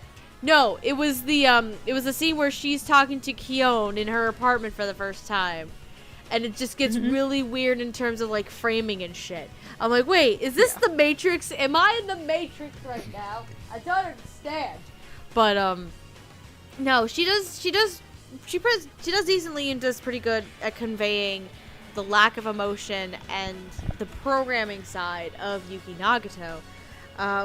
It's, like, this one's also not one of my favorite performances because there are some points where it kind of also can just seem flat. And unfortunately, it's the difficulty of a character like this, where when your character doesn't really have a huge range of emotion, or their emotion is there, but you have to still portray it in a way that is not outwardly expressing it. So it's a very difficult task, and Michelle, I think, did what she could to make it work, and I think it's commendable on that part. Though, to be fair to Michelle as well, I also enjoyed the portrayal of Yuki Nagato in Disappearance of Yuki Nagato. Because I have seen the dub for that in its entirety, and it's adorable and sweet and cute when Yuki Nagato gets to be adorable, sweet, and cute. But in terms of Haruhi Suzumiya in this here, I think it's good. It's just extremely difficult to portray a character that's like this for anyone. So, given the circumstances, given the character that Yuki Nagato is, and given, again, Yuki Nagato is also not an extremely well-written character, given that circumstance too, Michelle did what she could with the character, and I think it's very serviceable. Yeah, I have often made a comment in critiquing Michelle Ruff's performances over the years that there are 3 types of characters that she plays the absolute best. And that is robots, little girls, and little robot girls. And I think with Yuki's performance, it's sort of the linchpin of all 3 of those. I think she's played characters sort of soulless and emotionless like this before, such as Chi from Chobits, if you can remember. Yeah. Yeah, Chi had a little bit more of an expression, emotional base to her because she was a bit more higher pitched and childlike, whereas Yuki is just flat deadpan. And I think with this performance, Michelle sort of set the standard for others to go by when playing similar characters such as this. Because you've seen other characters in other animes who are also just the flat, lifeless, soulless, emotionless, like Rei from Evangelion. Like Rei from Evangelion, although that predated Haruhi, actually. By a large margin, but but that's like kind of the first one I was going. Yeah, like what was it? Rachel? Well, one character from Angels of Death in this season. Rei. Yeah, Rei from Rachel. Yeah. Right. Yep. And also several characters that Brina Palencia has played in the past, like in Sakura Quest as well. She sort of set the standard for the sort of robotic, emotionless voice, and Yuki does not have a whole lot to say unless she's doing an exposition dump. You can't really say this sounds good, and you can't really say it sounds bad because there's no emotion to it. And people think that it's easy to just play this emotionless character. It's not. It takes a lot of practice to just have no inflection whatsoever. Because naturally, as human beings, we are wanting to inflect. We have emotions. We want to portray some emotion regardless of whether we're trying to be solemn or not. And Yuki does not have that. Yuki has nothing. And then, to be fair, at the same time, where there are those moments where we see that there is something in there with Yuki, but she still has to play it as deadpan as humanly possible. So she also has to portray deadpan, but have some feeling and emotion to it as well. So it's not easy. Yeah, no, I'd say, with this performance, it's It's very, very, very well done on Michelle Ruff's part. I think she sort of set the standard for others to follow for generations to come. So it's, yeah, I'm impressed. Are we good? Are we ready to move on? Yeah. Okay. This is my favorite character of This the is show. everyone's favorite character. Oh my god. Because this is the character that basically is everyone. Everyone's like, Yes. I am this character. We are moving on to Kyon. That's not his real name. We don't know what his real name is. He was given his nickname by his aunt, and his little sister kept calling him and started using it in front of his cool friends, and now everyone in school calls him Kyon, and he does not like it. But he is the primary narrator and the main male protagonist of the series. He is a high school student with a laid-back and sarcastic attitude. He unintentionally runs into Haruhi and is the only normal human in the SOS Brigade. Even though Haruhi is the title character, the story is told through his viewpoint, and he's often annoyed by Haruhi's demands, but thinks that a world without her would be uninteresting. So, for our long-suffering, ever-sarcastic protagonist, he is voiced by none other than the one and only Crispin Freeman. Crispin Get out of my bedroom, Crispin! You may have heard him as Hideki from Chobits, as Alucard from the Hellsing Organization, and also in Wolf's Rain. Megan, what is your opinion of Crispin's performance in this dub? There are two things I want to say before this performance. Funny that Johnny Bosch and Crispin Freeman played the two dudes who people want to bang each other in the show. Shizuo! Yes! I forgot. By the way, as she was talking about it, I'm just sitting there realizing it. Oh my god, there's Shizuo and Izaya. Now don't you bring that ship in here. That's a bad ship. That ship is toxic. I'm toxic, you're sipping under. No. That ship belongs under the water. No, it Like the doesn't. Titanic. Fuck you. No, it deserves No. to sail. Shizuo and Izaya? No, that's a bad ship. I don't know anymore. Just go.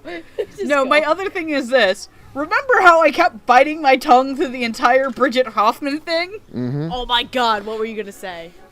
Seems the Holy Grail's out for its revenge against Kyrie Kotomine, biatch.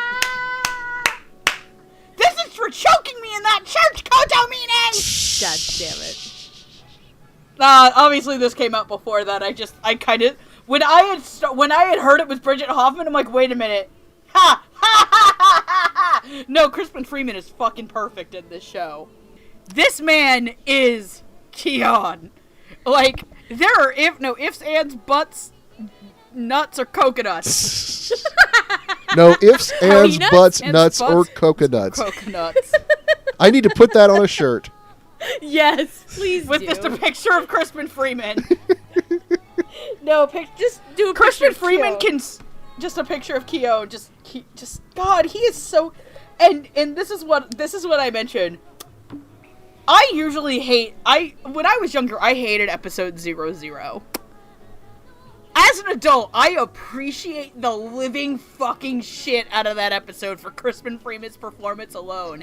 As the cameraman, who you never see on screen, and is just narrating the plot of the movie. And he's just like, and your handsome, humble cameraman over here just wants to kick him in the nuts. And of course, oh, supersize me. I really like girls with ponytails. And just like, my favorite thing is like, I like when you can tell Kyon's getting horny. Yes. Because Crispin Freeman's delivery just picks up. Yeah, I noticed that. Supersize me. And I feel like half the time, like, there is to me a very thin, blurred line where Kyon ends and Crispin begins, based on outside things of Crispin Freeman I've seen. The Noeen bloopers, I mean. First I'm gonna fuck you, then I'm gonna fuck your dog. Or, of course, my own personal favorite one, which, God, I know, like, we keep bringing up Durarara a lot, which is, if you've ever watched the Noeen bloopers, you know that there is a joke between him and Yuri Lowenthal where he keeps yelling about Crispin Freeman to get out of his house. So one of my favorite anime bloopers of all times is Crispin Freeman never breaking character in the Shizuo voice, where Yuri Lowithel's character Durara goes, "Shizuo, what are you doing here?" And he's like in his apartment. He goes, because I'm Crispin Freeman, you're Yuri Lowithel, and apparently I'm in your house again." I can't believe they referenced that. Yeah, that's my other favorite Durara bloopers is, "Hey, can you look behind me and see if the trees are moving but the building's staying in place?" But God, he is so good in this, and just the banter between things, just especially the banter in his own head is fucking hysterical. Because it's really well written, and just the way that Crispin delivers all of it is just like, yep, nope, you are perfection, dude. You have job security for the rest of your fucking life. If they keep making more Haruhi, you're set for life, my dude. That being said, I loved it. I thought it was fantastic. Stephanie, what'd you have to say? So it's safe to say what my favorite performance of the dub is. I think we have an idea, yeah. Oh, I thought it was Mikuru. Get the fuck out. No. Megan said basically everything I probably wanted to say, because Kyon is a very fun enigma. He is the insert character where you self-insert yourself into. Because again, everybody and their mother who has seen this fucking show will tell you, I am Kyon. That is me. You know? Is it like a Spartacus moment, would you say? Yes, I'm Kyon. No, I'm Kyon. I'm Spartacus. No, but because For my Kyon... personal favorite version of I'm Spartacus, I'm Spartacus. If you know what I'm referencing. No, it's basically the thing with it is since Kyon is essentially the viewer and is the self-insert character, and he's basically the mind and the thoughts of the viewer, like spewing out and like observing and commenting on all the shit that's going on around him. Because some of the things that Kyon will say, it's like, yeah, why is this a thing? Yeah, why? And some of his skepticism and cynicism too is rather intriguing as well, and portrayed very well. That opening monologue he has, where he talks about the opening monologue in actually like episode 1, not 00, where he's talking about how he stopped believing in Santa at a very young age, because it didn't make sense as to why, or it didn't make sense to him, like logically how this worked. So that was my brain. I'm like, wait, he says all these things. He's actually right about this whole Santa thing. It's very interesting. Like the sarcasm is there, the witty banter is there, the fast reaction time is definitely there. All of these things culminate into a self-insert character that the viewer can just latch onto so quickly and so easily, and Crispin just plays that to a T and makes it the most enjoyable thing I have ever goddamn seen in my life. And it's definitely, if anything, in terms of performances that's hold up well today, like 10, 11 years after the show and the dub came out, it's this performance. This is the performance that holds up the strongest out of anyone to me. And Crispin is fantastic, and I absolutely love it. And we need to talk about him more often, god damn it. Mm-hmm. Yeah, he's making that cartoon money these days, so kind of I know. Just like Kari is. Yep. All right. Well, I've said this quite a few times, and I think you've even said it once or twice too, Stephanie. But there comes a time to where it's difficult to separate a character from the performance that they are. And in watching interviews with Crispin Freeman and just seeing him as a person, I think that we have sort of a situation to where he doesn't really play Kyon, but in a lot of respects he is Kyon. Yeah. Absolutely. Yeah, and you're right. He is a self-insert character, but then again, you could definitely see Crispin Freeman as a person thinking and saying a lot of these things himself. And he even kind of, sort of, looks like him in a little bit of the sense if his eyes were a bit more slanty, I guess, or tired. I think Kyon, maybe, if you were to call it anything, maybe Kyon would be like a younger looking version of Crispin. Yeah, with a different Maybe hairstyle. Yeah, Droopy hairstyle. I see it. But yeah, this is basically Crispin Freeman given anime form, and it's just wonderful. He all the one-liners, all the snarky remarks.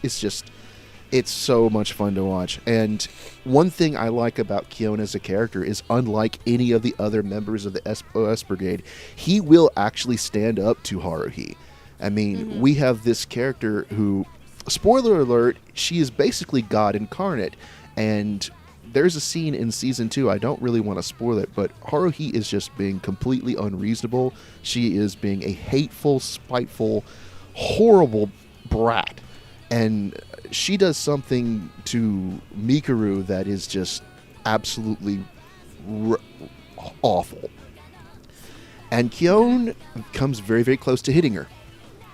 And when I hitting her, I mean not just like a slap or a push. His fist was balled up. He was mad, and Koizumi stops him. But I like the fact that, not to advocate violence, but just to stand up to her when she's being absolutely awful. Yeah, he stands up to her a lot. Yeah. He's the only character who will tell her no. Yeah. I mean, it usually doesn't work anyway. He gets dragged away. But, I mean, I like the fact that Mikuru's afraid of her. Koizumi is complacent with her. Yuki doesn't act because her job is just to observe. Kyon will actually stand up. And that is one thing I appreciate about his character. Yeah, I mean, I think this is probably... I've been a huge Crispin Freeman fan. He's been fantastic in everything he's been in. Chobits, Hellsing, whatever. But in those roles... Oh my god, Wolf's Rain is amazing. He's good now. So but in all of that show. In all of those roles, he was acting. I think with Kyon, he's just being himself. It just comes natural to him. And that's why absolutely. I think this is probably my favorite Crispin Freeman role he's ever been in, because it's pretty much him. And so that leads us to our titular character, oh Lord, this girl. Oh yes, the one and only, This bitch. the melancholic protagonist, Haruhi Suzumiya herself. She is the title character, the main female protagonist of the series, and the leader of the SOS Brigade, whose energetic and eccentric character proves to be the driving force for the series. She's also apparently God. She is apparently God, yes. Nobody. And a bitch! Right. Now, apparently the reason why Itsuki, Yuki, and Mikuru even exist, or have the powers that they do, is because she wanted aliens, espers, and time travelers to be a thing, and she sort of subconsciously willed them into existence. So whenever she has a temper tantrum or she doesn't get what she wants, she could quite possibly destroy the entire universe and rewrite it without even knowing it.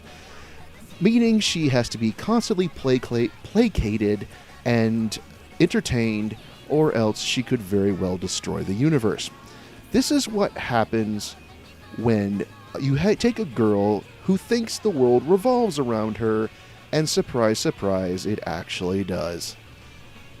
So, playing the complicated character of Haruhi Suzumiya is the one and only voice actress veteran Wendy Lee.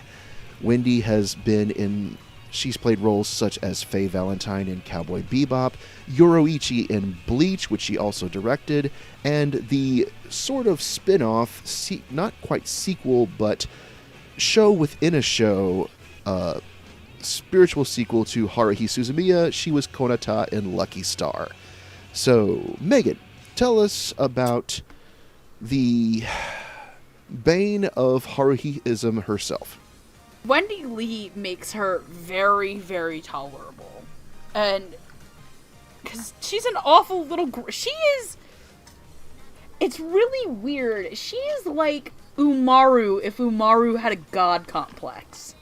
She is that gremlin. She is the proto-gremlin waifu girl. So much to the sense that they made a fucking religion out of her.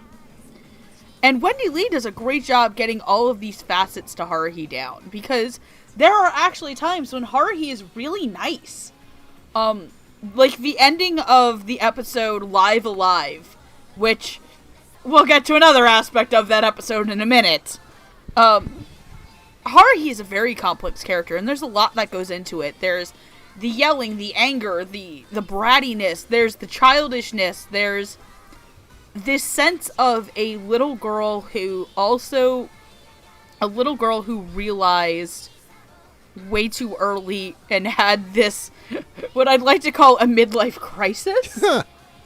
That's probably the only way to describe that. At the age of 8. Yep. Or and at the age of like 12 to 13, where she's just like, you know what? I'm insignificant, and I don't want to be insignificant. I want to be importante. I want the world to revolve around me. Why isn't the world revolving around? Fuck it, we'll do it live. Fuck it, I'll do it myself. I will make myself important because that is how I roll. She's the Moe Thanos. What did it cost? Everything. I don't feel so good. Kawaii waifu Thanos. I don't feel so good. Meanwhile, Naruto crawls out of the pit. Mr. Goku, I don't feel so good. Jump Force coming 2019. God damn it! Shit. This is like the galaxy brain bullshit from Fate Zero again. Yeah, go over there, Sarah. Dad, that's not even Japanese. But well, Stephanie dies in the corner again. God damn it. Okay. There is one thing I have a problem with Wendy Lee's performance. It's not Wendy Lee's fault. If you've never watched or know nothing about Haruhi Suzumiya on the Japanese side, it is like the single reason that Aya Hirano was a fucking phenomenon in Japan. If from like an American standpoint. Right.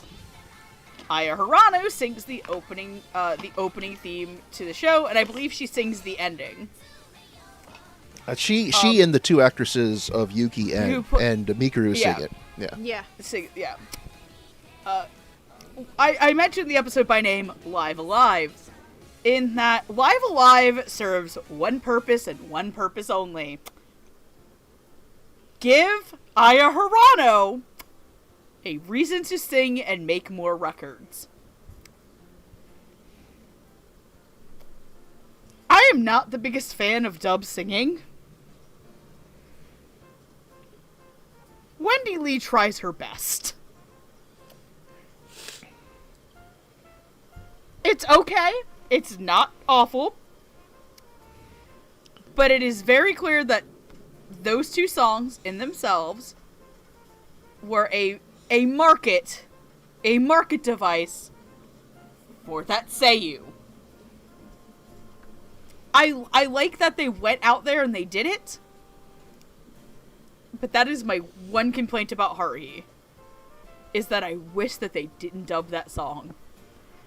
And when someone's gonna sing in a dub, you need to knock it out of the park. But other than that, I think it's great. I think Wendy Lee gets the character down. I think she gets a lot of the emotions across. That singing segment did not age well. I have my own comments to make on that segment, but I'll wait until we hear after Stephanie, so go ahead. In terms of Wendy Lee's performance, it's kind of twofold, where Wendy has plenty of energy, and she does make Haruhi, for the most part, very, very charming and very endearing. But there's a slight problem, and that's Haruhi as a character herself. And the fact that she's a little shitlord. A spoiled little shitlord. And that personality, that quality, like those characteristics in her can make her come off as obnoxious and bratty. And Wendy does play to those traits, so it's not Wendy Lee's fault when I say Haruhi is a bitch and I'm not a fan of her. But that's more, it kind of gives credit to Wendy as an actor, where you portray a character and their characteristics so well where I understand the love-hate for that character. You know what I mean?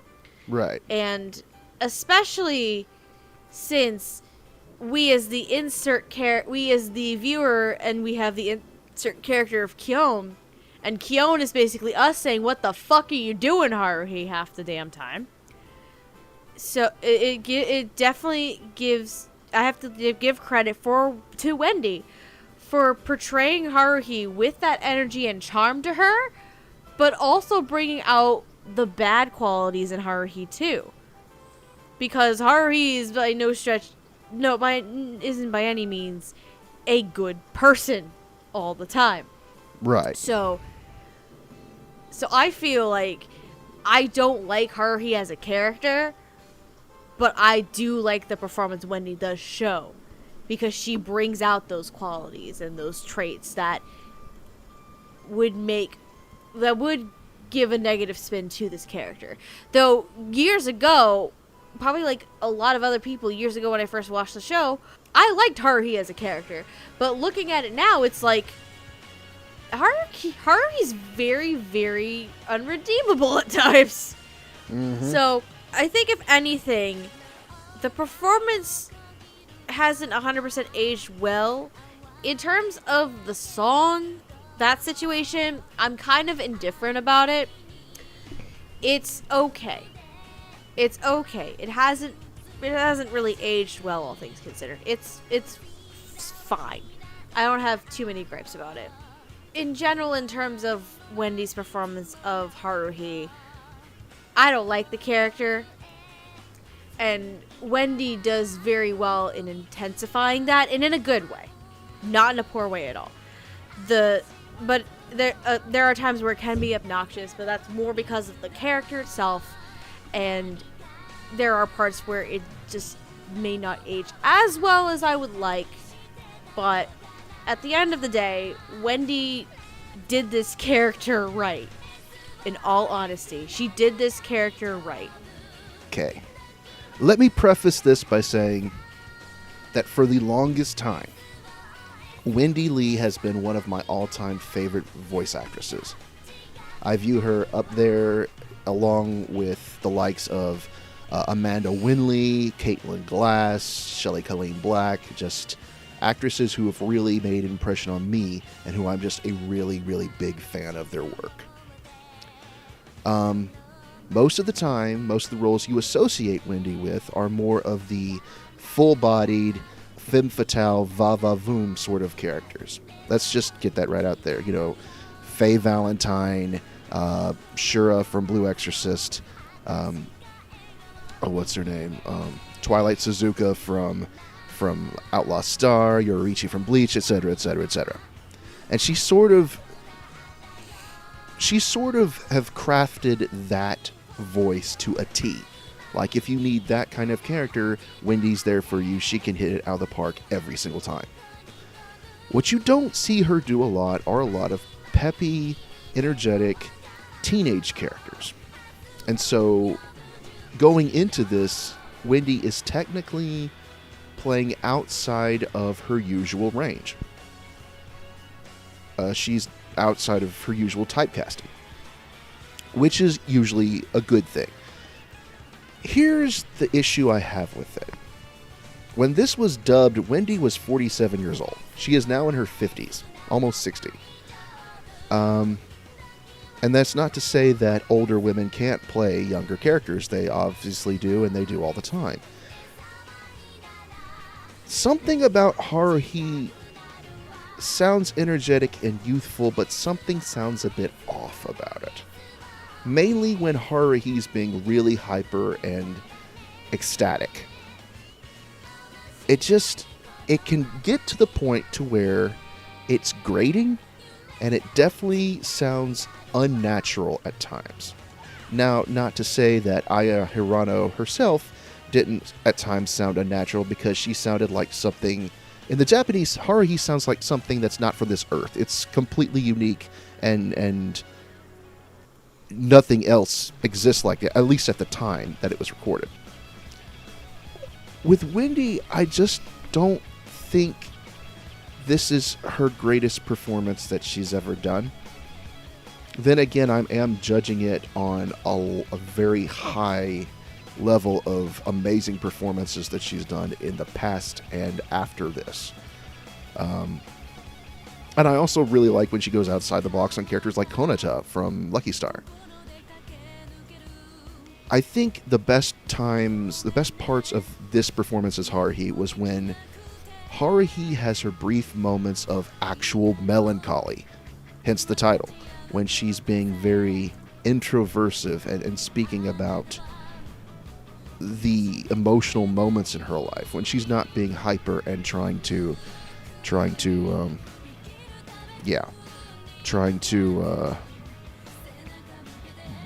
cause all sorts of mayhem and mischief, when she's actually, speaking her heart.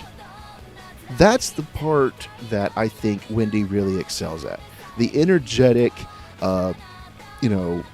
mischievous teenager doesn't sound all that great to me. But it's when Haruhi really opens up and speaks from her heart that I think that Wendy is at her best in this performance. Do I hate this performance? Absolutely not. I think it's fine. For me, it's probably actually the weakest in the entire dub. And that's saying an awful lot, considering that Wendy is such an acclaimed actress in my eyes. That having been said, in defense of the songs, I think she did her best. And if you can believe it or not, I've actually got the English lyrics to those songs and have memorized them for the past 12 years. Oh no, the English lyrics are great. I just think that, yeah, it's not as strong as I expected. Well, dub songs, like we've heard Caitlin Glass say all the time, they are very, very tricky to pull off effectively. And even to this day, you get a lot of stinkers. It's a process that a lot of people are excited about, but very few can actually pull off really, really well. And considering that's in this modern day, that's for shows that are entirely dubbed, like Show by Rock or from a few years ago, like Beck. This was done 11 years ago, so we have to take that into consideration. Yeah, by the way, I did look it up. Aya Hirano was 18 when she recorded Haruhi. Yeah, it was like one of her very first roles. So, and it was the role that made her a thing. Exactly. Yeah. But I mean, that's all I have to say, and I hate to be critical of it, but it's probably the weakest point in the dub for me, and considering she's the titular character, it kind of takes the whole experience down a notch. Okay. That having been said, I still really like Wendy Lee as an actress, and I think she brought a lot of heart to the performance, and I cannot fault her for anything. And could I see someone else playing the role? Possibly, but she is playing outside of her usual type, and I think it's commendable that she brought forth such an honest effort. And that's all I have to say. Should we move on to our final thoughts, or? Yeah, let's do it. All right, so Megan, take it away. This is a show that I thought I wasn't gonna enjoy as much. I was legitimately going into this rewatch oh my god, this is the type of show I fucking hate. This is gonna be a show that I don't like. Yeah, I think there were a few times where you were talking to us as I feel like this isn't gonna age well. This isn't gonna age well to me. And honestly, like, I honestly do think it is a product of its time. But it's obviously hung around for a reason, I think, like, as a touchstone of mid-2000s otaku culture. Haruhi really is, and I know, like, us as a whole group was talking about it one time, it's, does Haruhi, like, does it hold up? Why did it get so popular? And I think this dub also plays into it, is that when it came to mainstream anime, Haruhi was so different for the climate of 2006. Like, FMA's dub, I think, was just coming out or just finishing. Naruto was in its heyday. Bleach was in its heyday. 4Kids was still just lingering around. Like, it was a really shonen hype world in that time period. Like, shonen was more of a king than it was today. Haruhi was just something so vastly different that was like, haha, I'm smarter than your shonen bullshit. Look at me being meta. And I think the dub just really elevates that. And it was a big part of my enjoyment. Like, Crispin Freeman, honest to God, carries this dub on his back. He is this is one of the most enjoyable dub performances I think ever captured. It's such a weird time capsule dub to look at. And it really played into my enjoyment, so I can criticize it and say, like, yeah, there's obviously, like, some pet peeve things about slang. It in, like, 10 years time from now, will those jokes, when this dub is 20 years old, as opposed to 22 years old as opposed to 12, are the jokes going to be even worse? Is it going to be more of a time capsule? Obviously, I could be rewatching this as a 36-year-old and not a 26-year-old and be like, wow, this is weird. I liked this at one point in my life. God, what was wrong with me? But it wasn't as bad as I thought it was. I thought the dub is great. I think the dub is a lot easier to get through than I remember the subtitled version being. So, all in all, good job. All right, Stephanie? Yeah, this one's very interesting because this, at least as of right now, this I think is one of the oldest shows that we've covered. With maybe Oran as a close second, I think. Right. And it's very interesting for me to go back to visit this show because, again, for me, it's at least been 10 years since I've even seen the show, first of all. So I already feel old as is. And and going into watching the show again and comparing it, at least production-wise and quality-wise, against a lot of modern shows that we see now, it's very interesting to see how far we've come from a show like this. And like Megan was saying, and I never considered this too, considering the time period that it came out when it was a very heavy shonen like environment is probably the best way to put it. And then all of a sudden here comes Haruhi Suzumiya where it's like, hey, we're different. We're gonna have fun with this. And they did. They had a lot of fun with this. I think it's aged fairly well. It hasn't aged badly. There are the small nitpicks here and there that I had where, like Megan was saying, if another 10, 12 years go by, is that still gonna hold up for some people? When we get like another new generation coming in, and Lord knows what'll happen in the span of like 10, 12 years in the anime community. Who knows? Maybe by that point, we don't know, maybe anime will become like extremely mainstream and everybody watches it or some shit. Who the fuck knows what could happen in 10, 12 years. But in terms of Haruhi's dub, it's interesting to take a step back and see where we have come from. I'm not going to say that this is a product of its time.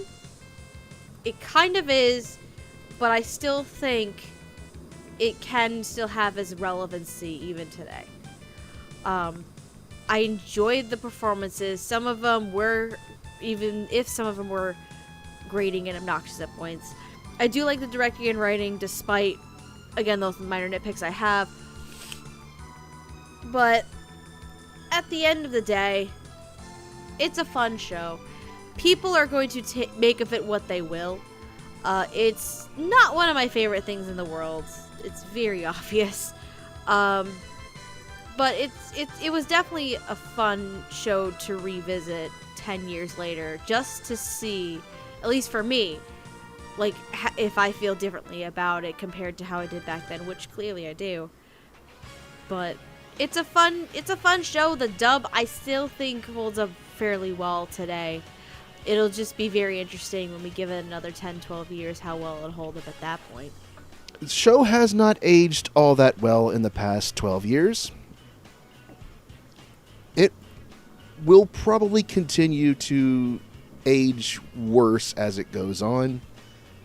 But at least with the dub, we will always have performances like Crispin Freeman as Kyon or Kari Walgren as Tsuruya, who will always be, or even, Michelle Ruff as Nagato. They will always be eternal. They will always be an evergreen, a high point of someone's career, a high point of someone's experience in watching it. And that will never be taken away. Will the show be as popular as it was in the past? Probably not. But there will always be good parts to mention. There will always be things to reference to. And I think the show, with all its warts and all, has definitely earned itself an important place in the lexicon of anime history. And there's nothing as timeless as that. And maybe one of these days, time travelers will visit us and say, hey, this was what you guys watched and it inspired us. So one day the aliens are going to come and be like, what the fuck, y'all? Yeah. Why you do this? They're already embarrassed, trust me. But anyways, yeah, watching Haruhi again in this day and age was definitely an experience. I don't know if it's an experience that I want to repeat on a regular basis, but it was fun revisiting it, and I'm glad that I did. And I'm very glad that I was able to talk about it with you two, because yay. Because when we get together, it's always a hoot. Are you also very glad that you have the nice limited edition set that I magically found? Yes, thank you very much. That you also have. I got my set for free, damn it! Well, but we have the limited edition stuff with, like, everything in it, minus the film. Yeah, but here's my thing. Mine was fucking free. You can't. Ours is out of get print, better than, so... Yeah, you can't get better than free. I gotta tell you that. Free is good, but ours is also out of print, which is also Yeah. pretty awesome. Yeah, the version that we have is the only way that you can get the little chibi spinoff on Blu-ray. Yes. Yeah. Yeah. It was very interesting how I found it, because I should have said this earlier. So, I was visiting home. I went to my local Boo Moose one day before I went home. I found the set, and I bought it, and I showed everybody else, and Hardy was like, oh my god, if there is a second set, can you buy it, and I will pay you for it. I didn't find it in one store. I eventually looked up online, like, it's probably at a different store. It was, and I went to that store and bought it and sent it to him.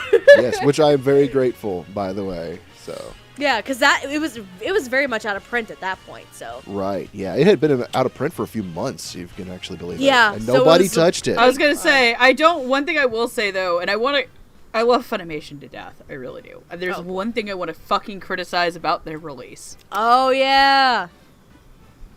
You put this in there earlier.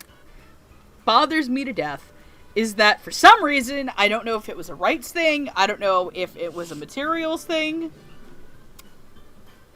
The Bandai release had fucking translated credits, and that bothers me they didn't keep it consistent. Yeah, I noticed that, and they even got rid of the English video previews. Yeah, that's just really dumb. Mm-hmm. Sorry, like, it's just fucking weird. Like, If I'm going to criticize Aniplex for being pieces of shit about like the way they're going about the Full Metal release, Yeah. So anyways, that's our final thoughts. If you would like to watch the Melancholy of Haruhi Suzumiya, it is currently streaming on Funimation now. It is streaming in the 2009 re-release version, which is completely chronological and includes the episodes of Season 2 interspersed within. Meaning it streams completely in chronological order, and yes, all 8 episodes of Endless 8 are up there. Be warned. back to back to back to back. Yeah, buddy. Also available for streaming is the Melancholy of Haruhi-chan Suzumiya and the Disappearance of Yuki Nagato. What is not currently streaming is the feature film The Disappearance of Haruhi Suzumiya, which unfortunately you will have to buy. If you would like to watch those on Funimation now, they do offer a account. It has a 2-week free trial, I believe? Yeah, 14-day free trial, I think. 14-day free trial, after which it costs $5.99 a month. If you do sign up and decide you do not want to continue, please remember to take your credit card information out, or you will be charged. However, you'll probably be so enamored with the multiple titles available for dub that you'll just keep your subscription going. I'm not sure if the show is currently streaming subtitled on Crunchyroll yet. I don't know if they've added it. Let us find that out. Keep talking and I will find the answer. All right. Also, if you would like to own this series, unfortunately the complete collection is out of print. However, you can buy the individual sets. Yes, it is. It is, yeah, the subtitled version is It streaming is. on Crunchyroll, which you can watch it there. If you'd like to own it, you can buy it from Funimation. You have to buy it in 4 separate series, as the complete collection is now out of print. As for us, you can follow us at the Dub Talk Podcast. We have Twitter, Instagram, Tumblr, and Twitch. And we've also set up a Ko-fi account if you'd like to contribute to the things that we do here. We promise we will not binge it all on coffee and donuts. At least Stephanie won't. I can't. Nope, we're just binging for that giant Mia body pillow. Oh, yeah. Side note, I don't know where you're looking. I'm only seeing Disappearance of Nagato Yuki-chan on Crunchyroll. No, if you type in Unless Haruhi, it'll pull Unless it it's up. further down because it's alphabetical order. There it is. Yeah, I just literally typed in Haruhi. I tried to, but it wouldn't pop up. Yep. So Nagato Yuki-chan, Melancholy of Haruhi Suzumiya, and Melancholy of Haruhi-chan Suzumiya, and Nyoran is also up on Crunchyroll. All right. As for us, Stephanie, tell them about you. What the fuck do I do around here? If you are interested in following any of the daily shenanigans and shit that I deal with on a frequent basis, you can follow me on Twitter at Lilac Anime Review, with review being spelled R-E-V-E. Okay. And Megan? Follow me at Queener2 where I shitpost. Mm-hmm. And you can follow me at SpacemanHardy on Twitter. I'm also a moderator on the Funimation Discord and forum, so come by and say hi. And with that, we bid you adieu, and otaku on, my friends. Cocaine! That's classified. I don't feel so good. Is it because of the cocaine? No.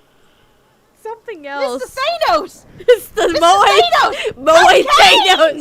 Moe Thanos! Mr. Thanos, I do cocaine! Good night, everybody. Damn it. Good night, everyone.